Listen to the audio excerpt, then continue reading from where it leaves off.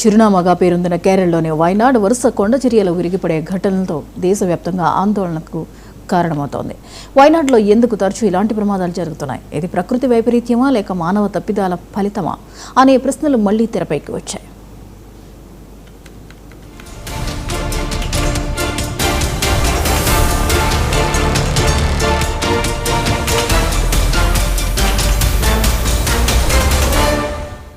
కేరళలోని వయనాడ్ జిల్లా మెప్పాడి సమీపంలోని కల్లాడి వద్ద నిర్మాణంలో ఉన్న అన్నకంపోయల్ కల్లాడి మెప్పాడి ట్విన్ టన్నెల్ ప్రాజెక్టు ప్రాంతంలో జూలై 7న భారీ కొండచర్యలు విరిగిపడ్డాయి. ఎడతెరిపి లేకుండా కురిసిన వర్షాల మధ్య ఒక్కసారిగా భారీగా మట్టి, బండరాళ్లు, నిర్మాణ వ్యర్థాలు కూలిపడి పనులు చేస్తున్న కార్మికులు అందులో చిక్కుకుపోయారు.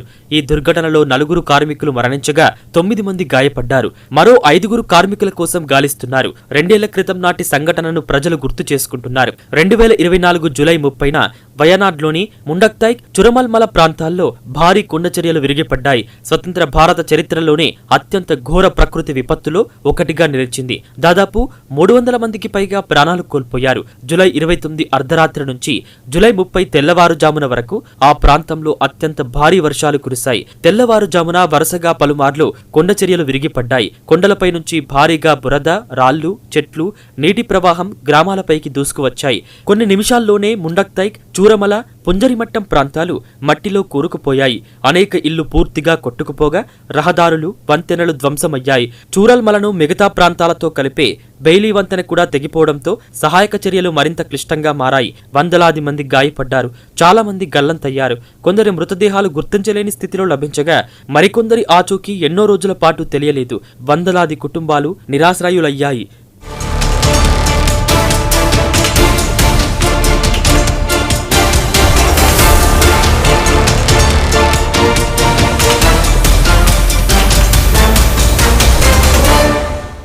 వయనాడ్లో ప్రమాదాలకు కారణమేంటి? వయనాడ్ అనేది పశ్చిమ కనుమల మధ్య ఉన్న అత్యంత సున్నితమైన పర్వత ప్రాంతం. ఇక్కడి కొండలు ఎక్కువగా వాతావరణ ప్రభావంతో బలహీనపడిన రాళ్లు, మట్టి పొరలతో ఏర్పడ్డాయి. దక్షిణ, పశ్చిమ ఋతుపవనాల సమయంలో తక్కువ వ్యవధిలో ఇక్కడ భారీ వర్షపాతం నమోదవుతుంది. ఆ వర్షపు నీరు కొండల్లోకి చొచ్చుకుపోయి మట్టిని సడలిస్తుంది. దీంతో ఒక్కసారిగా బురద, రాళ్లు కిందకు జారిపడి భారీ విధ్వంసానికి దారితీస్తాయి. ఇదొక సమస్యతో వయనాడ్ భూకంపాల జోన్ 3వ పరిధిలో ఉండటంతో మధ్యస్థ భూకంప ప్రభావం కూడా కొండల స్థిరత్వంపై ప్రభావం చూపుతుందని శాస్త్రవేత్తలు చెబుతున్నారు. గతంలో 1984, 1992, 2007, 2019, 2024లో కూడా ఇలాంటి ఘటనలు చోటు చేసుకోవడం ఈ ప్రాంతం ఎంత ప్రమాదకరమో తెలియజేస్తోంది.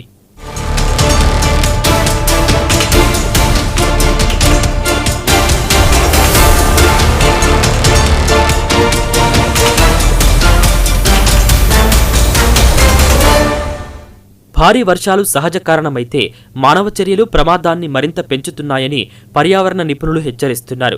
ఇందుకు అటవీ నిర్మూలన, కొండల తవ్వకాలు, రోడ్లు, టన్నెళ్ల నిర్మాణాలు, క్వారీల తవ్వకాలు, శాస్త్రీయ ప్రమాణాలు పాటించని మట్టి డంపింగ్ వంటివి కారణంగా చెబుతున్నారు. తాజాగా కల్లాడి టన్నెల్ ప్రాంతంలో జరిగిన ఘటనపై కేరళ ప్రభుత్వం అశాస్త్రీయంగా తవ్విన మట్టిని పేరుకుపోయేలా ఉంచడం వల్లే ప్రమాద తీవ్రత పెరిగిందని పేర్కొంది. దీనిపై పూర్తి విచారణ కొనసాగుతుంది. గతంలో పశ్చిమ కనుమల పర్యావరణ పరిరక్షణపై వచ్చిన నిపుణుల నివేదికలు కూడా సున్నిత ప్రాంతాల్లో భారీ నిర్మాణాల విషయంలో అత్యంత జాగ్రత్త అవసరమని హెచ్చరించాయి.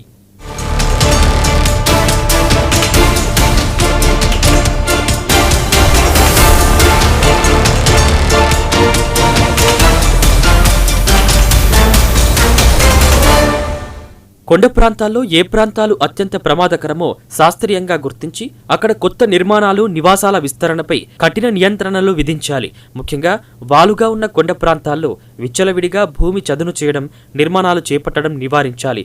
వయనాడ్పై అధ్యయనం చేసిన నిపుణుల కమిటీలు కూడా సున్నిత ప్రాంతాల్లో జనావాసాలను క్రమంగా తగ్గించడం, సురక్షిత ప్రాంతాలకు తరలించడం వంటి చర్యలు సూచించాయి.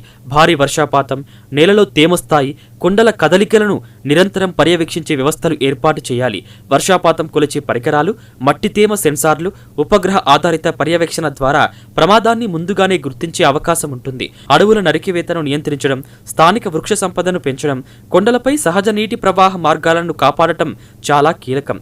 చెట్ల వేర్లు మట్టిని బలంగా పట్టి ఉంచుతాయి. కాబట్టి అటవీ కవచం కొండ చర్యల ప్రమాదాన్ని తగ్గించడంలో కీలక పాత్ర పోషిస్తుంది. రోడ్లు, టన్నెళ్లు, పర్యాటక ప్రాజెక్టులు, క్వారీల వంటి నిర్మాణాల ముందు భూగర్భ పరిస్థితులపై పూర్తి అధ్యయనం తప్పనిసరి చేయాలి. పర్యావరణానికి సున్నితమైన ప్రాంతాల్లో అభివృద్ధి ప్రణాళికలు శాస్త్రీయ ప్రమాణాలతోనే ఉండాలి.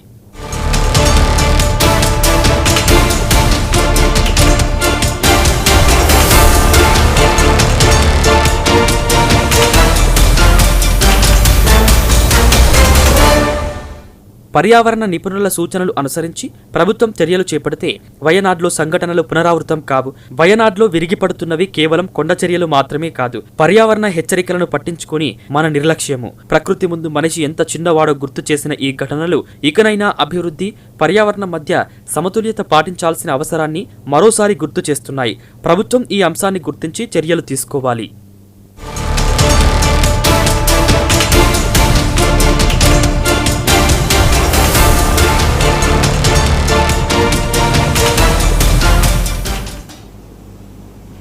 ఇవి ఇప్పటివరకు అప్డేట్స్. మరిన్ని అప్డేట్స్తో మళ్ళీ కలుద్దాం.